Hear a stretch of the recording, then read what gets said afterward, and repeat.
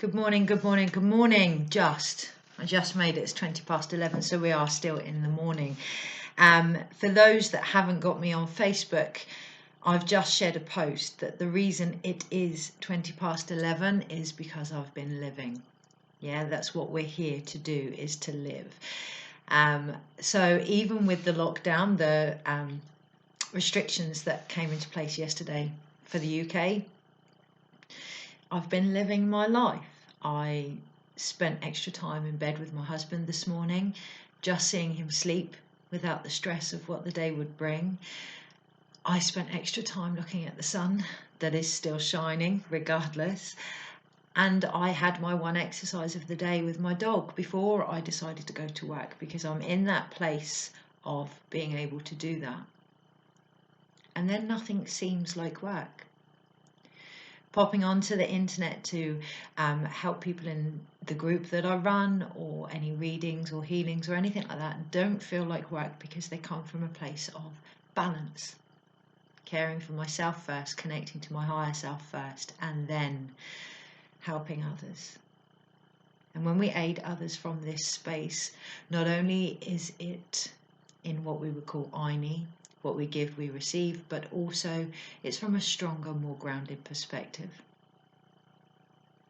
If I had, like I wanted to at one point this morning, got straight up and posted, I would have been ungrounded. I wouldn't have had my breakfast, I wouldn't have had a cup of tea, I wouldn't have gone out for a walk, I wouldn't have spent time with the things that matter to my heart, and therefore not being in my own heart space.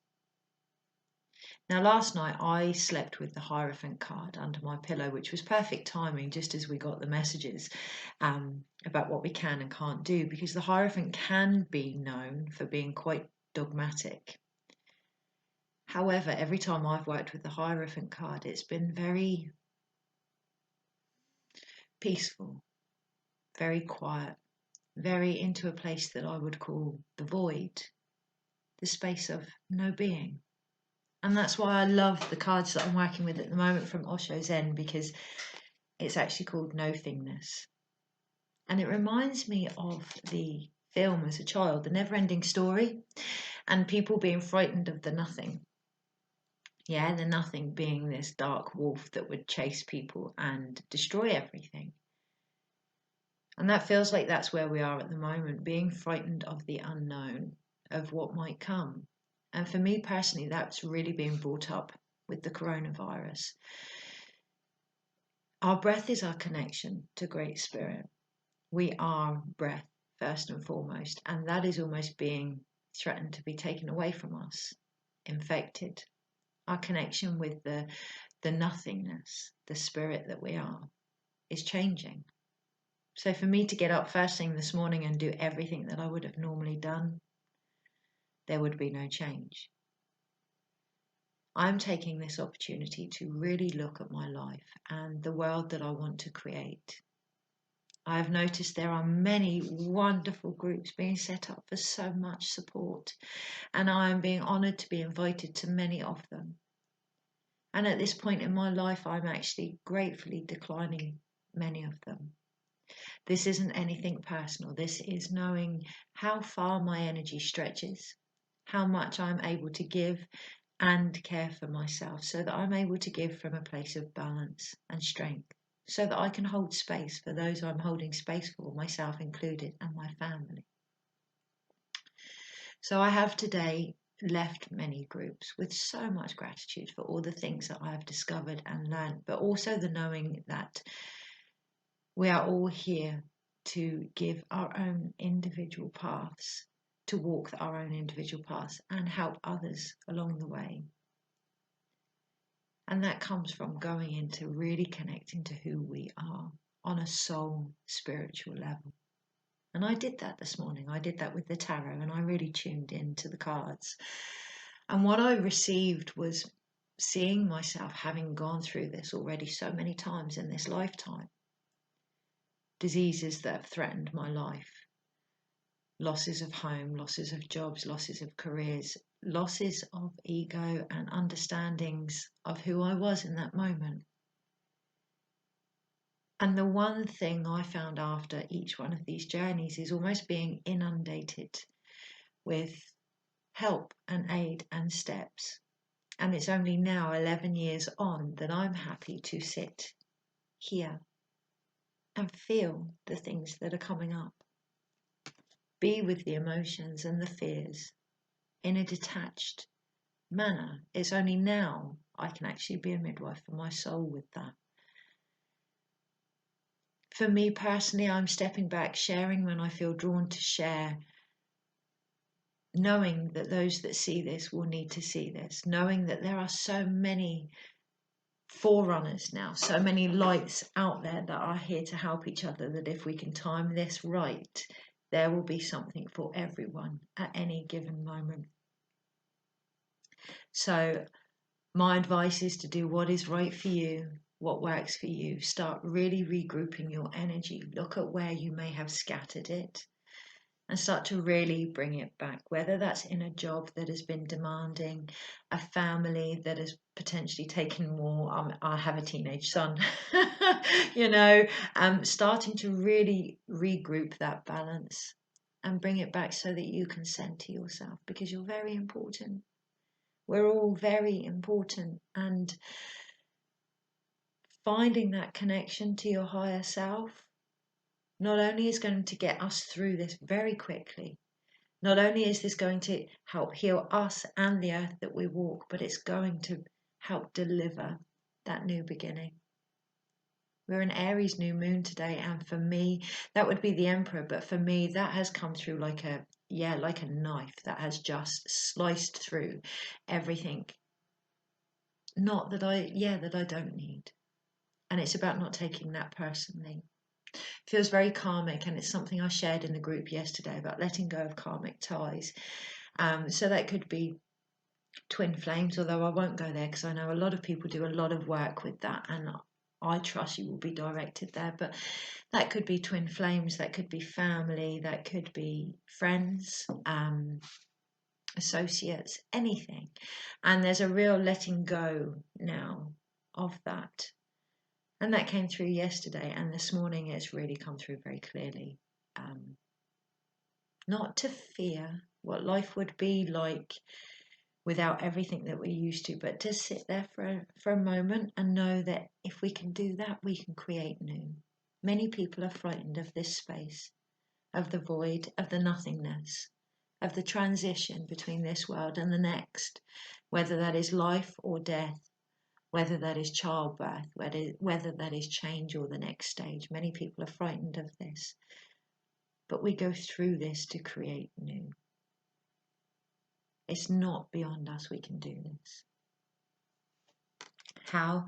By stepping away from the stress, by stepping away from what we would normally do, by regrouping our light that has been sent out to so many directions back to us, and then shining from here out. Our soul is a monad. It's huge. It's massive. Yeah, and we only see a very small amount of it, but it almost feels like what we're being asked to do now is to connect to the actual over soul of who we are, because there lies the healing, there lies the guidance. So I'm going to have a swig of my tea. Big feet. Okay. Big feet, big shoes. And it does feel big. It does feel like they are big shoes that we need to stand in. Yeah, and they are, but they're ours. They're our shoes. So I'm just going to have a swig of my tea. I don't think there's anything else, which is lovely. Real Emperor energy. I've decided on Facebook to only post things tarot related or healing or things like that in my actual group, which you can subscribe. You can join. And obviously it's free, and there's tools in there, and it's slowly starting to build a community to help develop ways that we can get through this, ways that we can connect. I first birthed the group just before Christmas, and had no idea what it was about. None whatsoever. And it's actually been allowed held space for so that it can develop into whatever it needs to be. And it changes constantly, apart from the title. The title hasn't changed, and it's called There's No Place Like Home. But in home is the word om, which is the void, because all the time we are in that space. All the time we create from that space, we heal from that space, we speak from that space. Everything is in alignment with us, so it's that that's important. What I'm hearing is we are being asked to become part of the National Health Service, but not the National Health Service as we know, the National Heart Service, to look at health for everybody, for all, on a multi-leveled arena. So it's beautiful times. It's beautiful times. I don't think there's anything else apart from to take you into the om.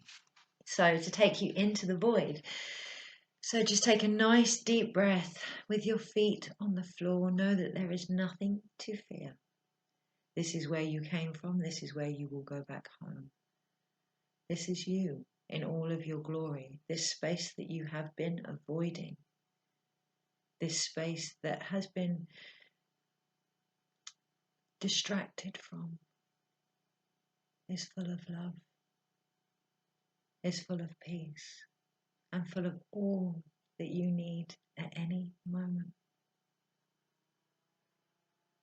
This is your spirit, this is your soul, this is your one, united.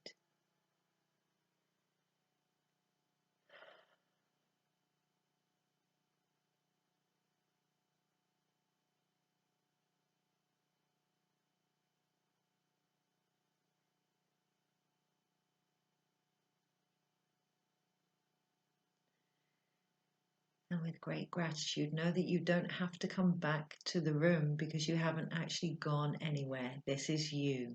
And allow that energy to fill your body.